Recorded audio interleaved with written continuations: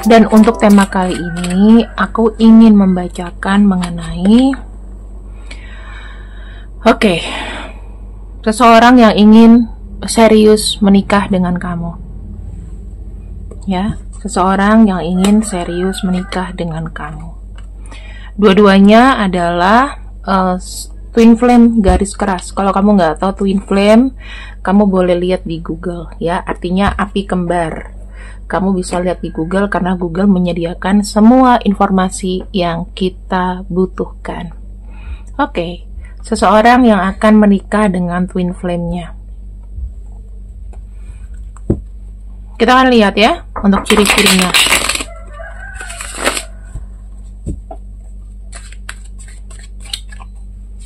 Ciri-ciri twin flame dirimu yang bisa kau nikahi.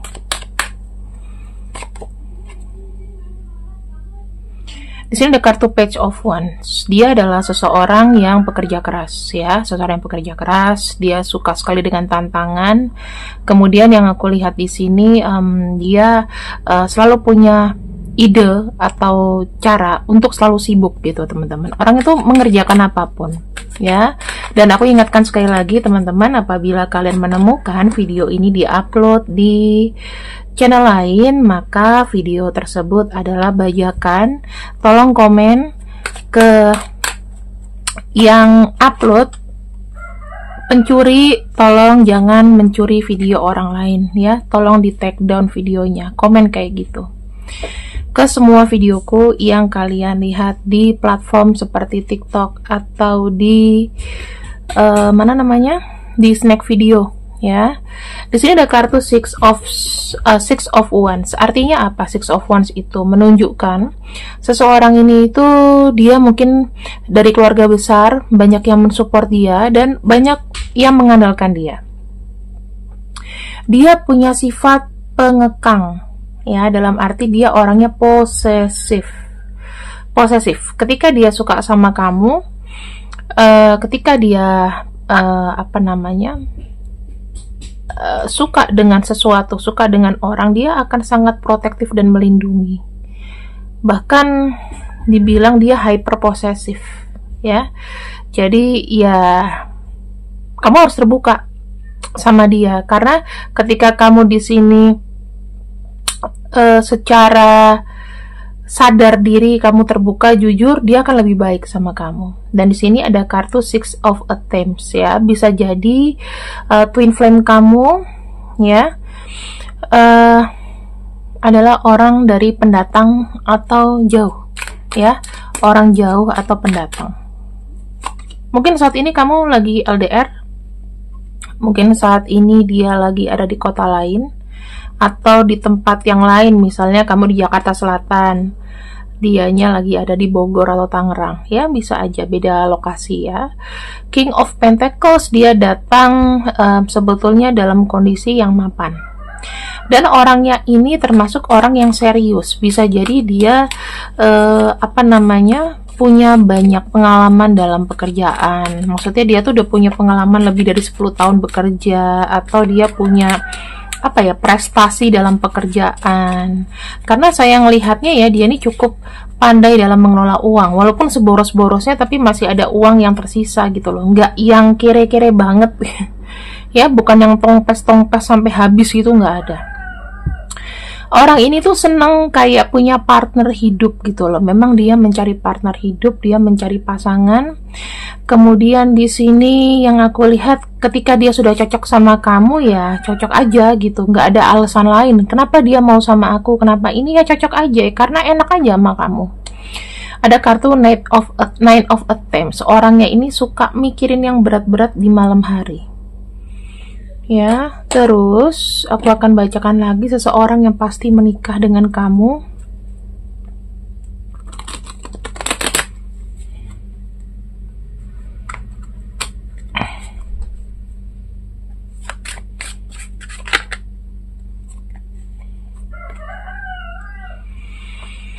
Dia termasuk orang yang money minded ya, jujur aja money minded. Jadi lebih tepatnya dia suka berbisnis, dia suka mengelola uang.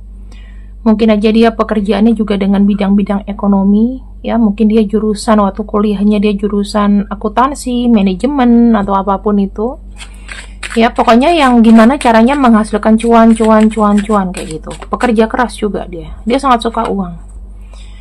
Terus di sini saya ngelihatnya ya, dia termasuk orangnya secret, penuh dengan pemikiran-pemikiran tertentu yang sebetulnya orang itu kayak susah gitu loh nebak dia. Dia termasuk sosok yang misterius. Maksudnya orang tuh tidak gampang membaca dia. Gunanya apa kalau orang nggak baca kita? Ya sebagai perlindungan. Bisa aja di sini dia mantan kamu, dia duda atau dia janda, oke? Karena pernah ada perpisahan dalam hidupnya, dia itu banyak menurun dari sifat ibu. Kalau ibunya menuntun dia untuk jadi orang sukses, maka itu yang kepikiran buat dia ya. Ibu sangat dominan dalam hidupnya dia. Kalau dia laki-laki, dia sayang ibu, otomatis dia baik ya. Kemudian di sini ada kartu preference, dalam arti Seven of Diamond itu lebih kepada rencana-rencana di masa depan. Ada sesuatu yang misalnya dia investasi yang kiranya nanti akan berkembang di masa depan. Sukanya berinvestasi. Dan dia punya adik cewek mungkin ya. Adik ceweknya ini termasuk orang yang agresif. Saya ngelihatnya gitu. Kalau ibunya ini ibu yang mengatur semuanya. Jadi kehidupan dia ini dominan dengan wanita. Gitu. Dengan siapa kamu bersama, kita akan lihat untuk tujuannya dia ya, tujuannya dia ke kamu. Kenapa dia bisa seserius ini sama kamu? Kenapa dia bisa seserius ini, ingin menikah dan lain-lain?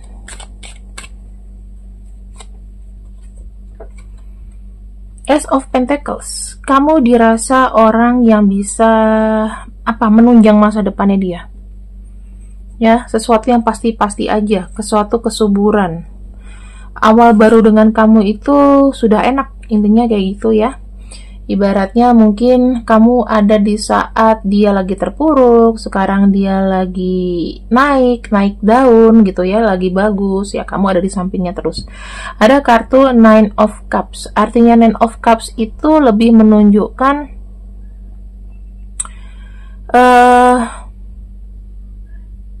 orangnya ini tuh lebih ke privacy ya. Saya ngelihatnya dia kalau suka nggak ada yang bisa ngendaliin atau nggak ada yang bisa ngontrol dia. Lebih tepatnya yang aku bisa baca di sini, dia tuh orangnya kayak orang rumahan sih ya. Pandanganku dia ini orang rumahan, nggak begitu suka pergi-pergi, tetapi relasinya juga banyak, cuman dia bukan tipe orang yang nongkrong gitu. Kartu Knight of Attempts, dia orangnya gercep sih. Kalau misalnya memang dibutuhkan tenaga atau apa, kamu butuh apa, dia orangnya gercep ya. Sifat menolongnya juga tinggi. Kalau misalnya dia punya ide-ide bagus ya, kamu minta idenya dia termasuk orang yang terpelajar kan, jadi bisa ditanyain, diajak sharing ya. Dia suka untuk berbagi atau bertukar pikiran. Battle of Wagon, dia ini orangnya suka ngider aja gitu jalan ya. Kalau dia lagi menenangkan diri, dia mau ke suatu tempat, dia mau jalan, dia mau apa, lihat-lihat apa gitu. Three of Chalice, dia ini punya karisma yang sebetulnya mungkin membuat orang itu gampang untuk tertarik bicara, gampang untuk tertarik ngomong, gampang untuk tertarik curhat gitu ya. Jadi kamu juga nggak boleh banyak cemburu sih kalau sama orang ini. Terus yang aku lihat di sini ya, aku mau rekap tadi, kayaknya aku agak miss keluar ya tuh, agak miss rel gitu. Nine of Chalice ya, dia tuh melihat kamu adalah orang yang memang betul-betul punya daya tarik yang dia mau.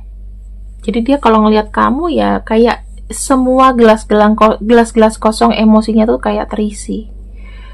Knight of Attempts, kamu tuh adalah orang yang pintar. Ini aku balik ya, tadi aku ada salah. Orang yang pintar, orang yang gercep, orang yang suka menuangkan ide fresh tuh dari kamu. Battle of Wagon.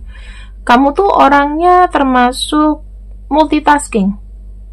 Dalam arti multitaskingnya itu lebih seperti orang yang kamu tuh bisa menyelesaikan tanggungan dalam satu waktu yang bersamaan. Atau kalau kamu suka komputer ya, kamu bisa fokus kamu tuh orangnya fokus pokoknya. Terus ada kartu Three of Chalice ya, kepada kamu dia hanya bisa mencurahkan semuanya. Kamu ini adalah orang yang welcome sama dia, kamu orang yang memberikan ketenangan dalam sisi emosi. Knight of Pentacles, kamu adalah orang yang pekerja keras. Kamu bukan tipe-tipe orang yang tunduk di bawah pantat pasangan. Ya, jadi kayak dituntut-tuntut gitu, dipaksa gitu ya. Dan dia ngelihat kamu di sini adalah orang yang banyak mengemban tanggung jawab. So far seperti itu. Kamu tuh bertanggung jawab dengan apa yang terjadi dalam hidup kamu. Seberat-beratnya kamu tuh orangnya tahan banting. Itu yang aku lihat di sini. Kemudian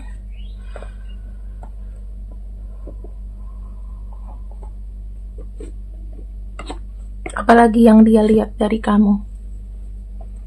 Sorry ya, aku tuh lagi miss fokus dikit gitu. Capek. Di sini ada kartu To the Sea. Oke, ini aku bicara mengenai bagaimana proses dia mendapatkan kamu ya, bagaimana upaya dia untuk bisa mendapatkan kamu. Sebetulnya memang kalau dari sisi spiritual itu ibaratnya kayak dia ini punya jiwa itu kayak kesepian gitu, selalu merasa sendiri. Kamu kalau ngelihat To the Sea kan energinya tenang, ya tenang tapi juga selalu merasa kesepian. Jadi dia tuh bukan tipe orang yang ngoyo, kalau misalnya suka sama kamu aku harus dapetin kamu gini-gini ya. Dia kalau misalnya ada potensi dengan uang, dengan apa, itu dia suka. Yang kedua ada kartu Clean It Up. Clean It Up itu artinya gimana ya, dia ini orangnya ketika mendapatkan kamu itu benar-benar yang kayak terbuka sih kalau aku lihat ya. Walaupun banyak pikiran yang mungkin disembunyikan, tapi ketika dia ketemu sama kamu tuh dia berusaha untuk membuka semua tabir. Jadi jelek buruknya dia ya udah diceritakan sama kamu, dan dulu dia gimana, sekarang bagaimana, ya itu menjadi satu pengakuan gitu, dan itu bagus ya. Bagaimana proses dia mendapatkan kamu ya, dia bebersih yang buruk-buruk itu dibersihkan, sifat-sifat dia yang gak make sense juga dibersihkan. Dia menyadari bahwa kalian ini memang ada minat yang beda sebetulnya ya. Kalau dia mungkin lebih glow, kamu adalah orang yang lebih ceria. Jadi karena dia mellow ya, contohnya kayak Vidi sama istrinya itu kan, satunya introvert, satunya extrovert. Nah kayak gitu, jadi saling melengkapi teman-teman.